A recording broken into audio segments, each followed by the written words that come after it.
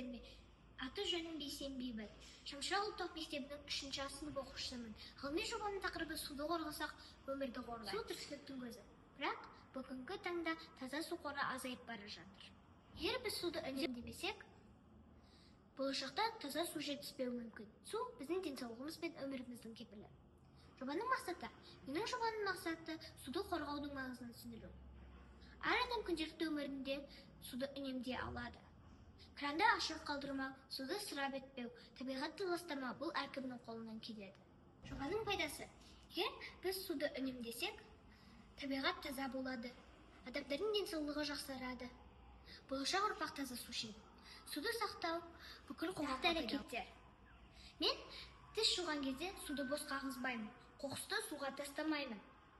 Достарыма суды үнемдеу туралы айтамын. Біз мектепте суды үнемдеу туралы акция өткіздік. Су өмірдің негізі. Егер суды қорғасақ, біз өз өмірімізді қорғаймыз. Табиғатты қорғау әр адамның міндеті. Сондықтан бүгіннен бастап суды қорғайық. Өйткені суды қорғасақ, өмірді қорғаймыз. Сау болыңыздар.